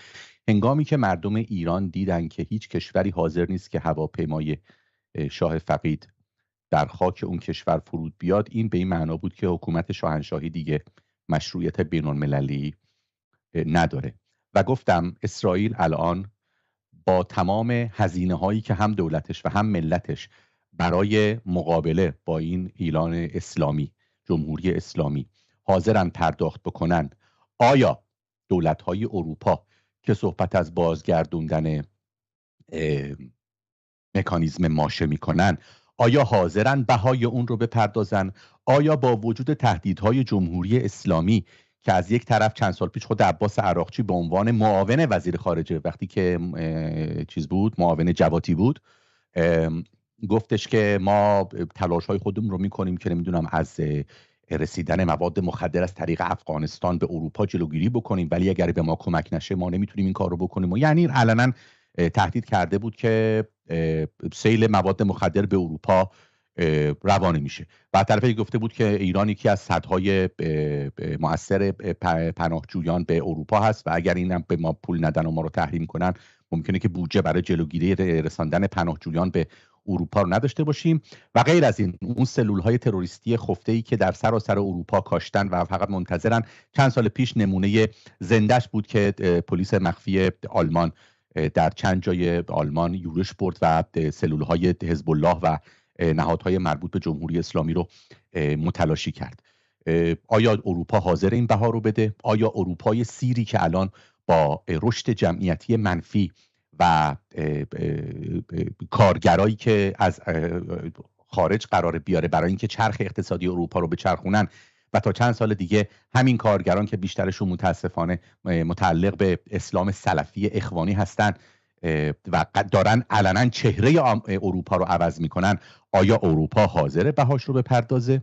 چون آیا اروپا حاضره همونطور که بعد از ماجرای میکونوس سفرای خودش رو فرا خوند و بعد جمهوری اسلامی به لابه و التماس افتاد که برگردونید و بعد اختصاص کردن، آیا حاضره؟ تو همون برنامه صبح من گفتم که همین آلمانی که ادعای دوستی با اسرائیل رو میکنه هر سال داره 15% معاملات اقتصادیش با جمهوری اسلامی رو افزایش میده. دیگه حرفی ندارم. اگر اسرائیل، من قبلا هم نتانیاهو گفته بود، اگر اسرائیل مجبور باشه فقط با سنگ و چوب و چنگ و دندان هم از موجود خودش دفاع بکنه، این کار رو خواهد کرد. و خیلی ها الان بر این باورن مکرون با اون قرتی بازیاش، نخست وزیر انگلیس با اون قرتی بازیاش، اینا نمیفهمن که الان اسرائیل جنگ با جمهوری اسلامی ایران، جنگ اسرائیل با جمهوری اسلامی ایران به خاطر تمام دنیای آزاده و این حضرات تا وقتی که اینو تو کلشون فرو نکنن همین آشه با همین کاسه. زنده باد احتمال داره تا ساعت‌های آینده، چون که نتانیاهو گفته که تا ساعت‌های آینده آسمان تهران رو هواپیماها یا جنگنده‌های اسرائیلی پر خواهند کرد. اگر چنین جانم یه جمله میخواستم بگم یادم رفت، نتانیاهو عملاً داره شعار آیت الله روح الله ابروقشنگ تفخیزی رو، هر کی نمیدونه تفخیز چیه بره تو لغت معنی بدونه چیه، که گفته بود راه قدس از کربلا میگذرد، الان نتانیاهو ظاهراً داره نشون میده که راه آزادی ایران از تهران میگذرد. آسمان ایران که فعلا داره هموار میشه و منتظر اخبار بعدی باید باشیم و من خودم شخصا نمیدونم که تا 2-3 ساعت دیگه یا تا 2-3 روز دیگه چه اتفاقای قراره بیفته. بدون تردید جمله‌ای که همیشه میگیم جنگ بد است اما جمهوری اسلامی از جنگ بدتر. اگر اتفاقی بیفته تا ساعت‌های آینده که برنامه بعدی که میذارم، بدون تردید نوید حتی اگه خوابم باشه اینجوری تکونش میدم که اونجا من یه در منزل نویدینا یک کاپیتان دارم اونجا که من تو تیمشم من بازیگر تیم اونم، بازیکن تیم اونم، کاپیتان ایشون هستن. کاپیتانی داریم اونجا، به کاپیتان میگم نوید رو بیدار بکنه که نوید رو برگردونم به برنامه، بتونم صحبت باش داشته باشم با نوید توبیان، تحلیلگر مسائل اسرائیل، ایرانی اسرائیلی، اصلا مؤسسه ممری هم نیست. بعد از تل آویو گفتگو کردیم، مهمان برنامه بود. تا دقایقی دیگر مهمان بعدی به ما اضافه میشه. نوید جان متشکرم بابت وقتی که گذاشتی، با توجه به تمام خستگی هایی که داشتی یک ریمیکس ارزشی سوز واسهتون میذارم، با توجه به اینکه دیدم الان چند تا از این ارزشی هم در برنامه داخل بخش کامنت ها بودن، داشتن چرند و پرند می نوشتن. بذارید من با نوید خداحافظی کنم، نوید به زندگیش برسه. جان نوید جان، آقا به این ارازشه بگو اونی که میخواستید بیاید اورشلیم رو آزاد کنید کو؟ خب سوار یکی از این پهپادها و موشکا بشین بیاین اینجا، من بهتون قول میدم که با قهوه عربی ازتون پذیرایی بکنیم، شما بیاین. نوید توبیان تحلیلگر مسائل اسرائیل از تل آویو مهمان این بخش از برنامه بود. با نوید خداحافظی میکنم تا مهمان بعدیم رو بتونم بیارم رو خط. یک ریمیکس ارزشی سوز واسهتون میذارم. بچه‌ای هم که سوپر چت زده بودن، نازجان کلهور که مدیریت چت ها رو الان بر عهده داره واسم اسامی رو فرستاد، بوتر، مهرداد، علی زمانیان که از تک تکشون تشکر میکنم. امیدوارم که ما بقیه ایرانیانی هم که خارج از کشور هستند سوپر چت و تانکس رو بزنن یا اینکه لینکی که پین کردم کلیک بکنن و ممبر مجله تصویری سینمارکس بشن. در این روزهای حساس سینمارکس نباید تعطیل بشه. حمایت های مالی شما سبب بقای مجله تصویری سینمارکس میشه، مخصوصا الانی که باید 24 ساعتی من خودم نمیخوام دارم کار میکنم و حالا مثلا در رسانه ملی من و تو بچه‌ها تیم هستن، تعداد زیاده، استراحت میکنم، من تک نفره دارم کار میکنم. واسه همین هم فشار کاری و روانی و روحی خیلی زیاده روم، این که باید با مهمان ها هماهنگ بکنم و این مشکلاتی هم که الان واسه استودیو داره به وجود میاد که مشکلات مالی و اینها هست، این رسانه هیچ سرمایه گذاری به جز شما نداره. حمایت های شما سبب بقای مجله تصویری سینمارکس میشه. در نتیجه اگر تصور میکنید این رسانه ایرانی صدای شما ملت ایران است و تمایل دارید میتونید کمک بکنید، هم از طریق سوپر چت، هم تانکس، هم ممبر بشید یا اینکه در اینستاگرام دایرکت بدید تا مشخصات پیپال رو بهتون بدم. بریم ریمیکس رو گوش بکنیم تا مهمان بعدی دوباره به ما اضافه بشه.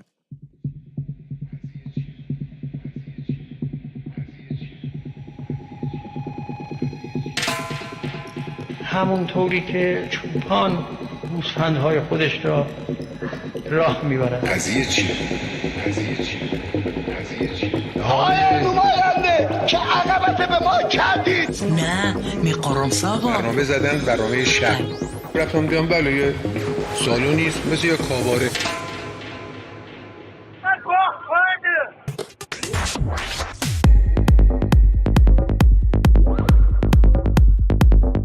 پسرها جوونا میان میشینن با هم معنوس میشن اونجا هم غلط کردی تو کثافت بیشعور. بله یه برنامه هایی هست. بعد قسمت جالبش اینجاست.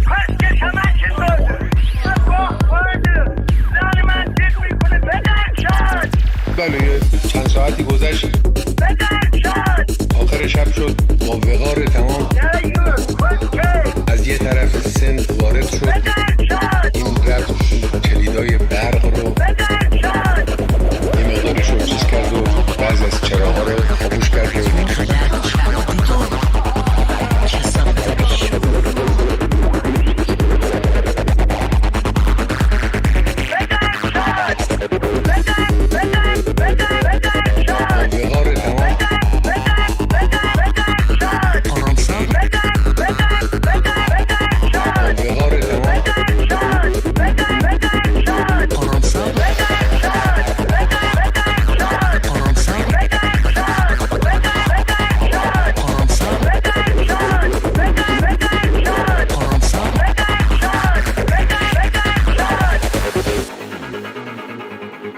من دیگه رفتم نمیدم.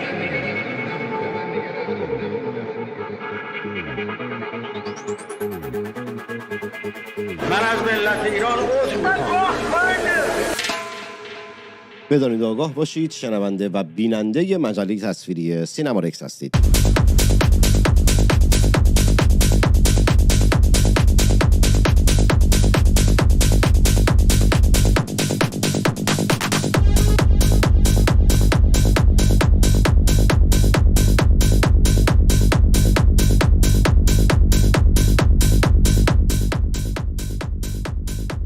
تا زمانی که مهمان بعدی به برنامه ملحق بشه و بتونم روی خط داشته باشمش خبرها رو دوباره واسهتون مانیتور میکنم. تصویرهایی اسرائیل منتشر کرده که نشون از رهگیری و انهدام پهپادهای شلیک شده از سمت جمهوری اسلامی داره و جونم واسهتون بگه که اجازه بدید من مهمانم رو اضافه بکنم.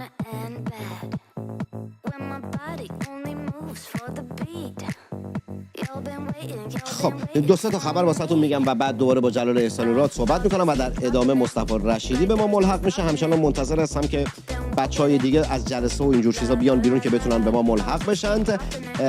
سایت هسته‌ای نتنز عکس‌های ماهواره‌ای منتشر شده که قبل و بعدش نشون میده کاملا بخش‌های عظیمیش از بین رفته. سخنگوی هلال احمر جمهوری اسلامی گفته که 18 استان در ایران درگیر حملات شدید اسرائیل هستند. میان برای گفتگو کردن با جناب اشتباه صدای موسیقی رو بردم بالا، خودم شوک شدم. میام برای ادامه گفتگوی دوباره با جلال احسانی راد. جلال از اینجا شروع کنیم که صحبت‌های شاهزاده رضا پهلوی در این وضعیت در این موقعیت چه اهمیتی داره، در این نقطه زمانی و مکانی که ما هستیم چه اهمیتی داره، با توجه به اینکه نتانیاهو گفته تا ساعت‌های آینده آسمان تهران مملو از جنگنده‌های اسرائیل خواهد بود.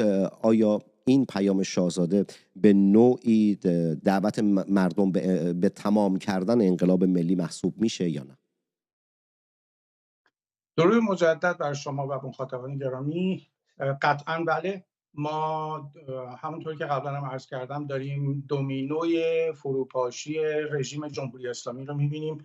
ببینید موضوع مهم این موضوع مهمی هست که سران سپاه و سران امنیتی رژیم زده شدند. بسیار مهمه. اما موضوع مهمتر اینه که این افراد فوق امنیتی بودند و اینکه ظرف کمتر از یک ساعت یا حتی اکثر چند ساعت این سران کلیدی رژیم به یک باره محو شدند، یک خبری پشت پرده‌ای رو به ما میده و اون این هست که سیستم امنیتی جمهوری اسلامی به طور کامل فرو پاشید که این افراد نه تنها شناسایی شدن، مقرشون شناسایی شده، بلکه تیم هماهنگی هم در امنیت کامل آماده بوده و گوش به زنگ فرمان که بلافاصله این افراد رو به شکل هماهنگ و همزمان محو کنه. این اتفاق دوم که نشون میده سیستم امنیتی جمهوری اسلامی کاملا فرو پاشیده و در کنترل موساد هست، سیگنال بسیار مهمتری هست تا حذف سران رژیم. ما الان میتونیم بگیم که درسته ایران به شکل فیزیکی اشغال نشده، اما سیستم امنیتی جمهوری اسلامی به صورت کامل تحت کنترل اسرائیل هست و حالا باز اون جزایر دیگه‌ای که این سیستم امنیتی جمهوری اسلامی داشته و فعلا مستقل داره عمل میکنه، اونها هم به زودی فتح خواهند شد. من همونطوری که گفتم با احتمال بسیار بسیار بالایی ما سقوط رژیم رو در آینده بسیار نزدیکی خواهیم دید. البته اسرائیل به خاطر اینکه ماهیت عملیاتی که انجام میده عملیات محدود هست و قرار نیست که امکانش هم نیست که سربازان اجنبی یا اسرائیل هر جا باشه وارد خاک ایران بشن، اون عملیات زمینی بر عهده مردم ایران خواهد. یعنی ما به زودی شرایطی رو خواهیم دید که همونطوری که مردم ایران دیدن سامانه پدافند جمهوری اسلامی پوشالی بود، سامانه خود موشک‌های تهاجمی جمهوری اسلامی پوشالی بود، نیروهای نیابتی پوشالی بودند و نهایتاً دیدیم که سامانه امنیتی جمهوری اسلامی، سازمان‌های امنیتیش ببر کاغذی بودند و کامل تحت سیطره موساد قرار گرفتند. مردم ایران به زودی خواهند دید که سامانه سرکوبگری و سیستم سرکوب جمهوری اسلامی هم مدت هاست فرو پاشیده و با حضور هماهنگ و با پرتعداد مردم در خیابان‌ها به ویژه شهر تهران اضمحلال بسیار بسیار سریع این سیستم سرکوب رو خواهیم دید.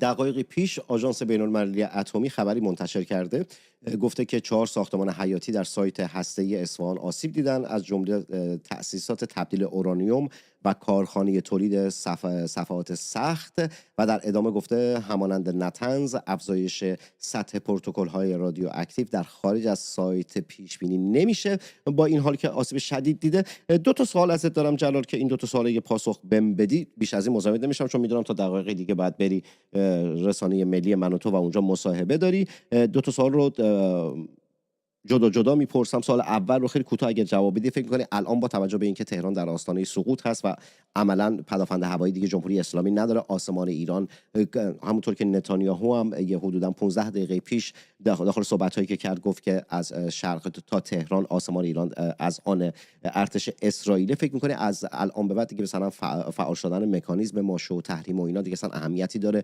موضوعیتی هست که جهان بخواد بهش بپردازه یا دیگه نه عملاً دیگه تموم شده است؟ عملاً تموم شده است محمد و به نظر میاد که این فقط یک بازی دیپلماتیک و رسانه‌ای هست که فعلا هنوز درها به روی جمهوری اسلامی باز هست. جهان شاهد باشه که غرب، آمریکا و اسرائیل کماکان درها رو به روی مقامات سیاسی جمهوری اسلامی باز گذاشتند که بشه از اتفاقات بزرگتر جلوگیری کرد. ولی با شناختی که از جمهوری اسلامی داریم و امکانش هم واقعا نیست الان ما خودمون رو جای تصمیم گیران جمهوری اسلامی بذاریم، شرایط اصلا مناسب نیست برای تسلیم، خیلی دیر شده و باید ایستاده بمیرند که من اون رو هم فکر می‌کنم که ایستاده نخواهد بود و با تحقیر خواهند. سوال آخری که ازت دارم، جمهوری اسلامی همیشه وقتی که حقیر میشد، حمله بهش میشد، مثلا اتفاقاتی که میافتاد و اینها همیشه تکذیب میکرد، اعتراضات میشد تکذیب میکرد، میگفت نه همه چیز عادیه. الان تکذیب نمیکنن، الان خودشون دارن، هرچند که در ساعت‌های اولیه ما اطلاعات دقیق و درست رو در مورد بحث به هلاکت رسیدن سران جمهوری اسلامی، سران نظامی جمهوری اسلامی رو از ارتش اسرائیل و دولت اسرائیل میشنیدیم، یعنی که قبل از اینکه اصلا خودشون بخوان اشاره‌ای بکنن ارتش اسرائیل و دولت اسرائیل اطلاع رسانی میکنن، یعنی انقدر سیستم نفوذشون بالا هست که دقیق میدونن که شخص کاملا به هلاکت رسیده یا نه. اما سر حمله هایی که داره میشه میبینید خود جمهوری اسلامی داره عملا چی میکنه، به خاطر اون بحث مظلوم نمایی است یا نقشه دیگه داره؟ ببین موضوع این هست که سیستم پروپاگاندای جمهوری اسلامی کاملا مضمحل و منهدم شده و خودشون هم فهمیدن با قدرت فضای مجازی و اینکه اعتبار رسانه‌های جمهوری اسلامی نزد مردم کامل فرو ریخته، امکان تکذیب ندارند. اگر این امکان بود قطعا تکذیب می‌کردند و مخفی می‌کردند. اما الان که می‌بینن امکان تکذیب نیست، فرار به جلو می‌کنند. خودشون در چارچوب عادی سازی شرایط، در چارچوب نشان دادن تسلط به اوضاع، در ابتدا چون میدونن رویکرد تکذیب کارایی نداره، میان از این رویکرد فرار به جلو، اعلام خبر توسط خود رسانه ها استفاده میکنند. این به نوعی در ذهن مخاطب القا میکنه که خب سیستم هنوز مسلط هست بر اوضاع و علیرغم این ضرباتی که خورده خودش رو قدر قدرت نشون میده. خب این کارایی رو داره در اذهان و ضمن اینکه در گام بعدی اون تاکتیک های بعدی رسانه‌ایشون رو میتونن انجام بدن، مثل مظلوم نمایی، مثل سوء استفاده از احساسات ملی و رس الهازا. زنده باد. جلال، صحبت پایانی چیزی داری؟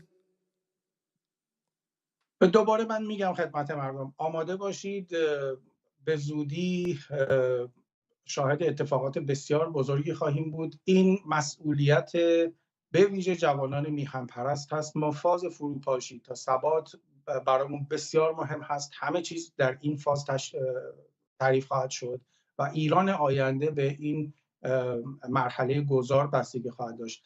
تنها چیزی که ما از جوانها میخوایم اینه که فقط امنیت مردم رو حفظ کنند. کسانی که در معرض آسیب هستند مثل سالمندان، مثل زنان، کودکان، اینها رو ما به جوانان ایران میسپاریم و امیدواریم که مسئولیت تاریخیشون رو به درستی انجام بدن و ارتش آینده ایران همین جوانهایی هستند که قراره که به زودی ساختمان‌های حکومتی رو تسخیر کنند. زنده باد. جلال احسانی راد مجددا مهمان مجله تصویری سینما رکس بود. خوبی جلال اینه که الان اول صبحشه، یعنی در طول شب یا اینکه در ساعت‌های آینده اگر اتفاقی بیفته که حتما خواهد افتاد با توجه به صحبت‌هایی که نتانیاهو کرد، جلال رو سریع یعنی میتونم یک بعد از من و تو هم فکر کنم یه جلسه‌ای داره، یه جلسه داخلی دارن با خودشون. اینا نمیدونم من که شهروند عادی هستم، خبری از چیزی ندارم، فکر می‌کنم یه جلسه‌ای داشته باشه. بعد از اون جلسه یا اینکه از داخل اون جلسه اگر اتفاق مهمی بیفته تلاش می‌کنم که جلال رو پیدا بکنم، از جلسه بکشمش بیرون و بیارمش که واسهتون تحلیل‌های جانانه، درست و بی‌پروا و زیبای خودش رو داشته باشه. جلال مرسی بابت وقتی که گذاشتی. با جلال خداحافظی میکنم و جونم واسهتون بگه که تا مهمان دیگری میخواستم بیارم که اونم الان قرار شد که بره رسانه ملی من و تو و بعد از اونجا داخل برنامه بعدی که فکر کنم بودن 2 ساعت دیگه واسهتون بذارم خواهم داشت اون مهمان رو. تو این فاصله MF سوپر چت زد، تشکر میکنم. نورا سوپر چت زد، تشکر میکنم. ایرانیانی که خارج از کشور هستید الان در وضعیت خیلی وحشتناکی مجله تصویری سینما رکس هست. اون سیستم ماهواره‌ای رو، اون آبونش رو باید شارژ بکنیم. اونقدر برنامه ها رو زیاد گذاشتم و برنامه بوده که اون لیمیتی رو که داشتیم تموم کردیم و احتمال داره هر لحظه دیگه نتونم برنامه بذارم. در نتیجه حمایت‌های مالی شما سبب بقای مجله تصویری سینما رکس میشه. فکر نمی‌کردم که اینقدر زودتر، فکر می‌کردم مثلا 20 چند روز هنوز وقت و زمان داریم. می‌بینم که نه 20 چند روز نیست، مدام داره اخطار واسم میاد، ایمیل داره واسم میاد و جونم واسهتون بگه حمایت‌های مالی شما سبب بقای مجله تصویری سینما رکس میشه. میتونید از طریق پیپل کمک کنید. داخل اینستاگرام میتونید دایرکت بدید تا مشخصات پیپل رو بهتون بدم، یا اینکه سوپر چت و تانکس بزنید مثل ما بقیه بچه‌ای که داخل برنامه سوپر چت و تانکس زدن. ممبر شدن شما خیلی اهمیت داره در بقای مجله تصویری سینما رکس که لینکش رو پین کردم، میتونید کلیک بکنید و ممبر مجله تصویری سینما رکس بشید. ماهیانه هزینه اندکی است که پرداخت می‌کنیم. امیدوارم آخرین باری نباشه که باهاتون صحبت می‌کنم. امیدوارم سعی و سالم باشید. براتون بهترین رو می‌خوام خنده رو لبتون باشه. می‌خوام روزی که برمیگردم ایران که با این شرایطی که داریم پیش میریم اصلا دور نخواهد بود. تک تکتون رو از نزدیک ببینم، در آغوش بگیرمتون و ببوسمتون و بهتون بگم چقدر برای من و برای ایران عزیز هستید. تا ساعتی دیگر ملت شریف ایران درد و بلاتون به جونم بخوره. ملت شریف ایران آماده دفاع از وطن باشید. ملت شریف ایران مرواتون به همه روزه. جنگ زده تک تک شما. محمد تنگستانی هستم، شاعر و روزنامه نویسی که به زودی زود در شهر خودش آبادان و کشور خودش ایران برای شما برنامه خواهد ساخت و در ابتدای هر برنامه خواهد گفت اینجا آبادان است. نگو آینه که من هنوز جوونم، واسه دلای خسته بازم میخوام بخونم، بنازم این نفس رو که من رو یاری کرده، سالهای سالش رو لبم جاری کرده. نگو آینه که من هنوز جوونم، واسه دلای خسته بازم میخوام بخونم، بنازم این نفس رو که من رو یاری کرده، سالهای سالش رو لبم جاری کرده. نگو آینه، نگو آینه که من هنوز جوونم، واسه دلای خسته بازم میخوام بخونم، بنازم این نفس رو که من رو یاری کرده، سالهای سالش رو لبم جاری کرده. این نفس میمونم تا بتونم بخونم، این نفس میمونم تا بتونم بخونم. برای دلها نزار خاموش بشم، این همه الان نزار فراموش بشم. من بازم شیره اگه بلا نخونم، شکست بال خاموش چه فایده که بمونم. بنازم این نفس رو که من رو یاری کرده، سالهای سالش رو لبم جاری کرده. این نفس میمونم تا بتونم بخونم، این نفس میمونم تا بتونم بخونم، این نفس میمونم تا بتونم بخونم. بدبختی ما گناه بیگانه نبود، پیوند من و شما صمیمانه نبود. بودیم به ظاهر همه مشتاق وطن، در باطن ما نقشی از آن خانه نبود. بدبختی ما گناه بیگانه نبود، پیوند من و شما صمیمانه نبود. بودیم به ظاهر همه مشتاق وطن، در باطن ما نقشی از آن خانه نبود.